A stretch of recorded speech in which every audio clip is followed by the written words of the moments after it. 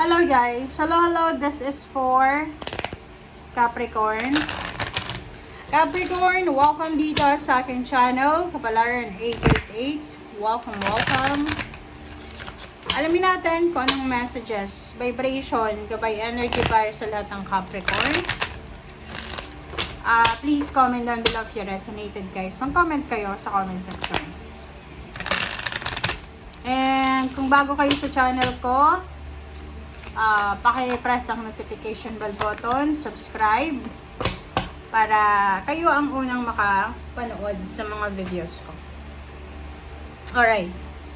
So, yung first card natin dito ay Flamingo. Okay, Flamingo, Unity Heart. You're being called to work on collective healing. Oh, 'di ba? Capricorn, ikaw daw ay tinatawag ng universe, ng Panginoon, para tapusin mo na lahat ng mga sakit, hinanakit na nararamdaman mo. Kailangan mo ng healing. Mula ulo hanggang paa, emosyon, psychological, spiritual, financial. So kung ano man ang kailangan ng healing sa buhay mo, collectively, hindi lang iisa ha, kasi parang ang nakikita ko sa'yo dito, marami kang mga physical body issues, mula ulo hanggang paa, maraming mga masasakit sa katawan mo. Magpa-check up ka sa doktor. Pangalawa, mental. Kung pakiramdam mo may anxiety ka, may depression ka, na-stress ka, pabago-bago yung mood mo, pa-check ka din sa doktor. Kasi baka may mga hormonal imbalances kayo. Or may mga, kasi yung anxiety minsan dala yan ng mga hormones or whatever man. So, patingin kayo sa doktor. Spiritual yon, baka nakalimutan mo na yung mga spiritual mong obligations. Okay, so basta overall siya ha, collective, hindi lang iisa. Marami kang problema, marami kang mga concern sa buhay mo. So, kailangan mo ng dalubhasa. Kailangan mo ng doktor dito. Okay? Dalubhasa lang yung makakapagsabi sa'yo kung anong problema mo. Huwag kang mag-self-medicate, guys.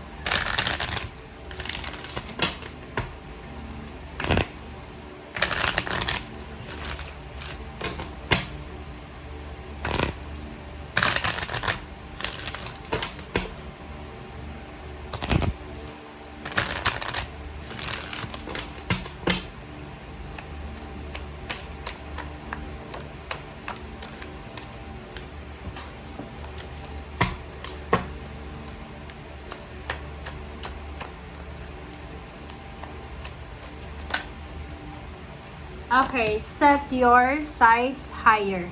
Okay. Increase your standards and expect more for yourself. Don't settle. Okay. Kung single ka ngayon, huwag kang magmamadali.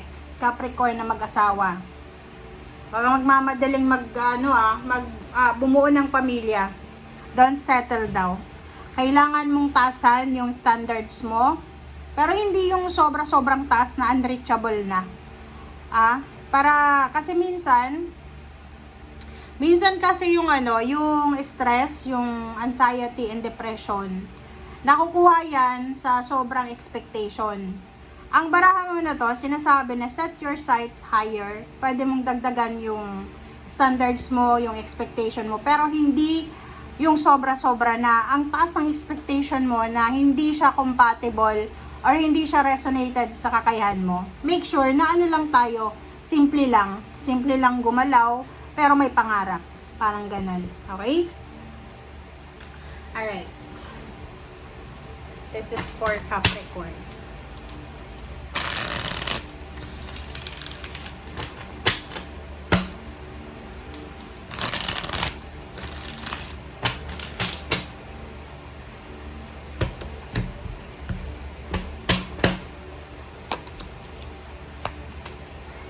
Okay, first two cards sa third deck natin is Nine of Earth.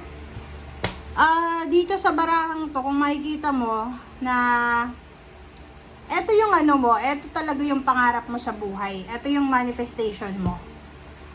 Yung gusto mo is ma-enjoy mo yung luxurious life. Mataas naman talaga yung pangarap mo.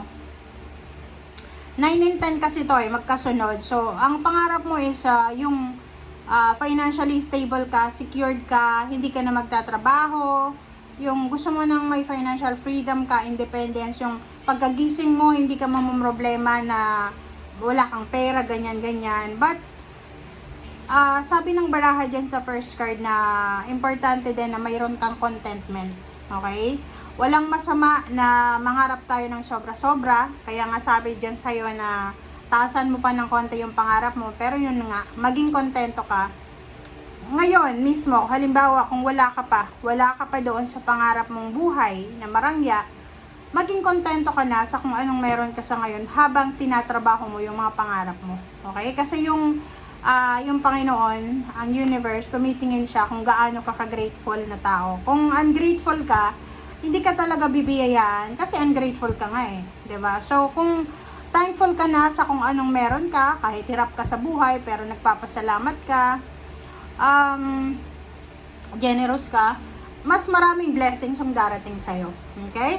So, sinasabi ng baraha sa'yo dito, ito yung mga pangarap mo talaga. Pangarap mong mapamanahan ka ng malaking halagang pera, makapagtrabaho sa malaking company, makapag-asawa ng mayaman, pangarap mong maibigay sa pamilya mo yung karangyaan na minamanifest mo, ganyan. Okay, Four of Water. Four of Water and King of Water. So, dito sa barahan na to, sinasabi ng baraha sa'yo na nag-aantay ka talaga. Mayroon kang karelasyon ngayon, Capricorn. May asawa ka ba? May asawa ka? Asawa or boyfriend, girlfriend, ka-live-in. Kasi parang nakikita ko, hindi mo nakikita ang sarili mo na kasama pa rin yan, nakasama mo sa ngayon hanggang pagtanda mo. Tignan mo. Hindi ka masaya eh. Hindi ka na masaya sa kung ano yung problema mo ngayon. May problema ka sa pera. May problema ka sa trabaho. Parang, ito yung ano dito, nakikita ko. Pwedeng may asawa ka. Pero yung asawa mo, hindi siya masyadong mapera. Wala din siyang trabaho. Or pwedeng may trabaho siya, pero hindi masyadong malaki yung sweldo. And, may isang tao dito na nag-offer sa'yo ng love. Financially stable siya. So, parang nakikita ko na nag-iisip ka kung ano yung talagang magbibigay sa'yo ng kaligayahan, ng happiness. Ito siya. Ayan yung iniisip mo sa ngayon eh. Alam mo, sa buhay, isang beses ka lang magiging masaya. Ilang beses ka lang talaga yung sobra-sobrang saya. So, mas piliin mo kung ano yung magbibigay sa'yo ng saya, syempre. Diba? Ito siya, oh. Kasi, pakiramdam mo, ginawa mo na yung best mo. Ginawa mo na yung best mo. Lalo sa relationship to, parang, halimbawa, 8 years, 9 years na magkarelasyon kayo. Or 4 years, 10, 9. And, parang, sasabihin mo na, ginawa ko na yung best ko sa kanya.